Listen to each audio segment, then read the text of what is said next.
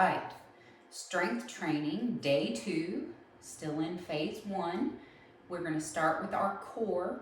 So our core work for day 2 is going to be our supine marching. So supine means you're laying face up, and then marches mean just our feet are going to move. So we're going to get here. We're going to squeeze our core nice and tight, hugging the floor with our back. So like you can see, nothing can get underneath my back. If you can, if your mom's around or a partner, you can lay on a string or something and squeeze it and have them kind of pull on it. And that's to test to make sure your core is down nice and tight. So then you're going to lay with your palms up. Your knees are right over your hips. So they're not in like this. They're right over your hips. Palms are up. And then you're going to gently tap one heel down and back up, and then the other heel down and back up.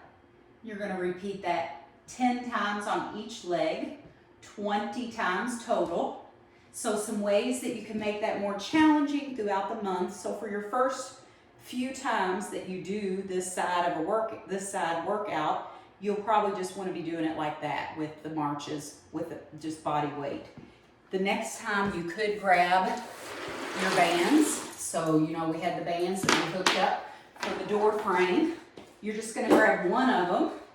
You're going to pull it apart over your chest. So straight up from your chest, pull it apart, and then do your taps. Another way you can make it harder is take a dumbbell and hold it horizontal. Same type thing, over top, set your shoulders, and march. If all of those variations begin to get easy, then you go back to just your arms, palms up, legs, knees right over hips. Then you can let your leg completely down and back up, completely down and back up. Now, you do not want to lose contact with the floor, core nice and tight. You can see mine's really, really tight.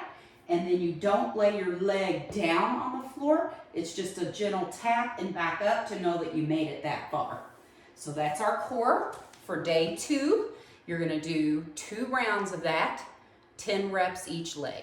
So on day 2, I'm going to do a combination move with you. So this is just so that we can really increase that metabolic demand and torch some fat, get our heart rate up. So you know you have your band with 2 hooks on each end. We're going to put the handle on one end, and then we're going to hook the other end to the door stop.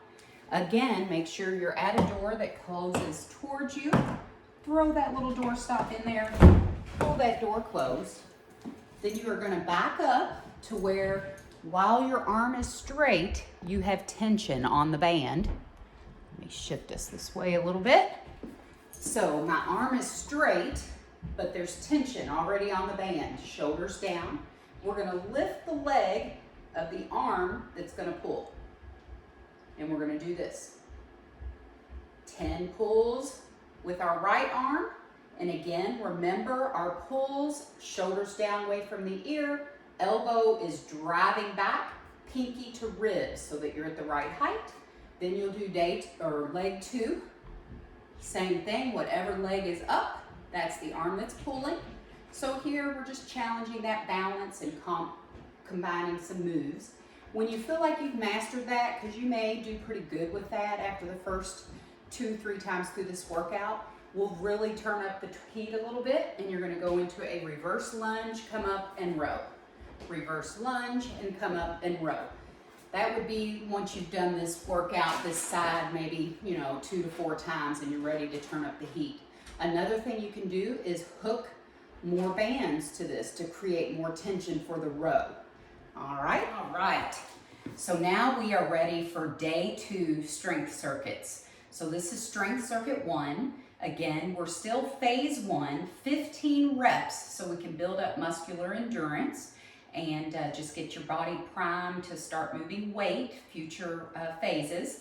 So we've got 15 reps of a banded hip bridge, 15 reps each side of a 3-point row, and then we're going to do our mobility drill, which will be a side lying diagonal reach. So for this circuit, you will want your booty band, and then you will want a weight of some sort, probably a 15-pound dumbbell or kettlebell, or you can even use like laundry detergent, full water jugs if you don't have weights just yet, and then just yourself and maybe a mat. So you are going to take your booty loop band, which can be fabric or it can be rubber, latex. I've got both kinds.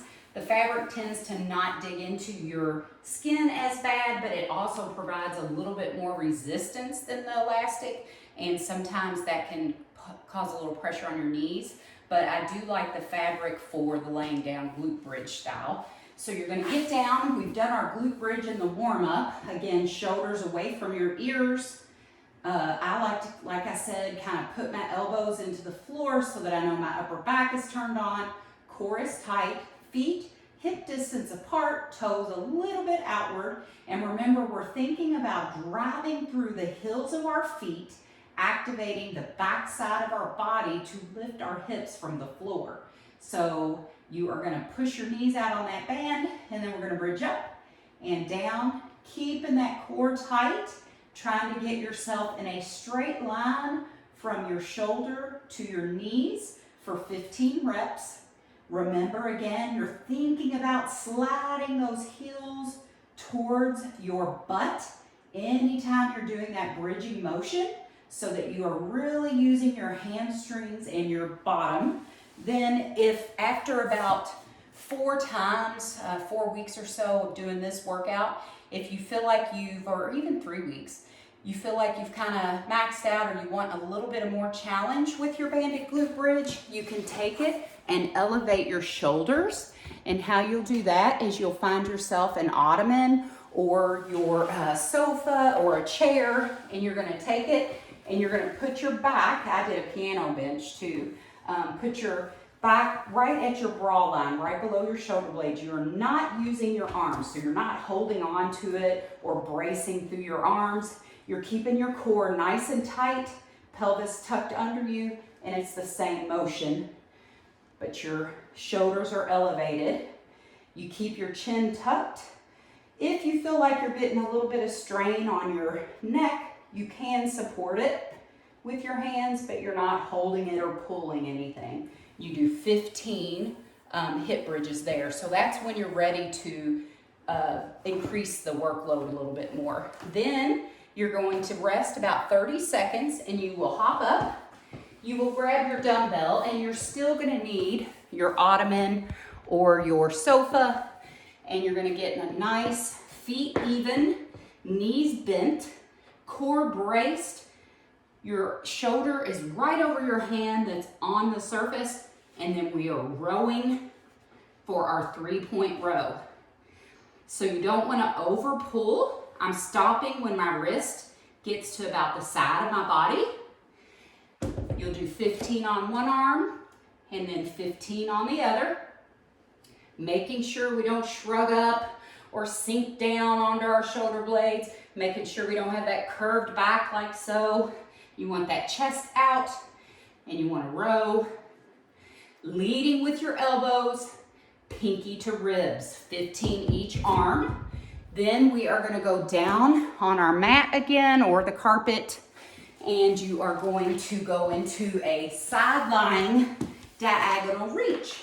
So this is like the rib pull, but we are not putting our hand on our ribs this time. You stack those shoulders, and then you're going to open up and reach back and away, and then come back over.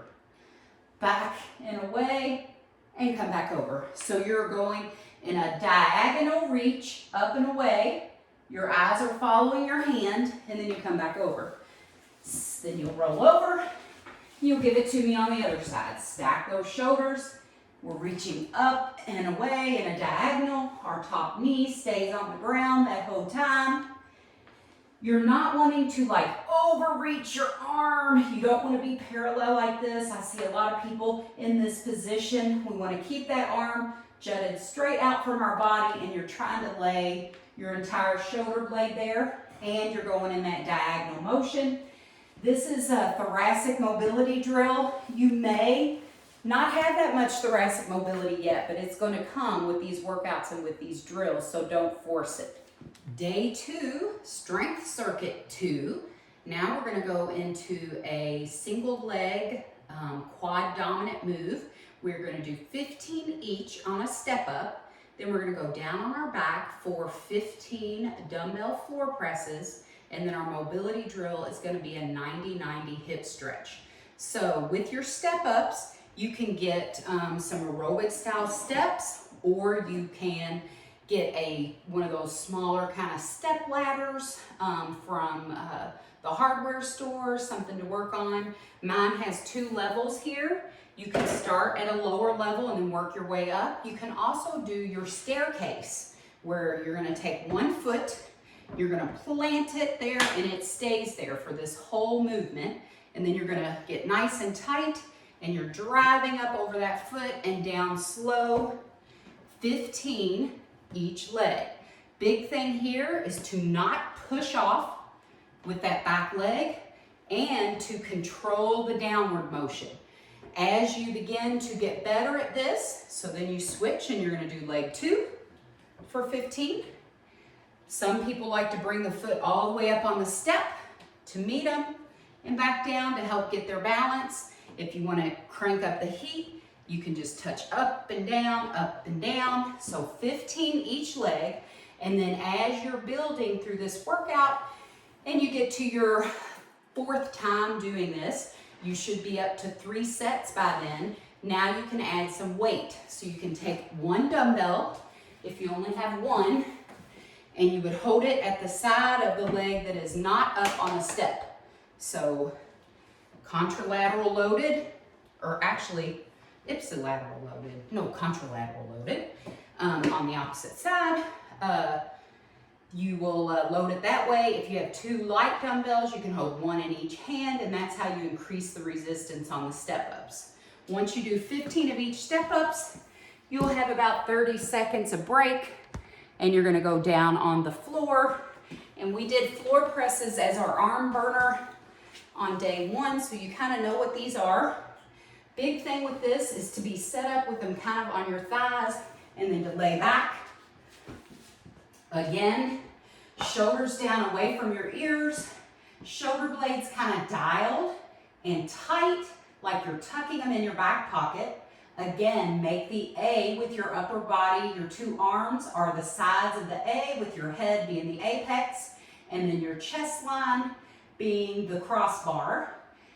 Wrists need to be pointed straight up and not leaning weakly underneath the weight. So pointing them up, getting it nice and solid, and then your wrists stay right over your elbows. We press up and down, up and down. You got 15 of those. Then you're going to take them and you set them down kind of like so to unload yourself. And then your mobility drill for this circuit is the 90-90 hip stretch. So how you get into that is you sit with your feet kind of like this, and then you're just going to drop them over onto the side, and we're going to lean forward over that shin, hold that for 5 to 10 seconds, bring our feet back flat, and drop to the other side. Lean 5 to 10 seconds, and then repeat 3 to 5 times on each hip. So flip back over, do it again, then the other way. So that is strength circuit 2. To finish off strength day 2, we have a leg burner finisher. So for this one, again, I have that app called Interval Timer, and I set it up to do 20 seconds of work with 10 seconds of rest, and repeat that, I think it's like 9 times through to get the full circuit. So this time you get a little rest after the working to switch to the other side or to switch to the other exercise. So your first circuit is 20 seconds on of a right leg moving reverse lunge with a half coming up into a knee dive. So we go reverse lunge, come up halfway, all the way back down again, and then up to a knee drop. Back, up, down, knee drop. We do that for 20 seconds.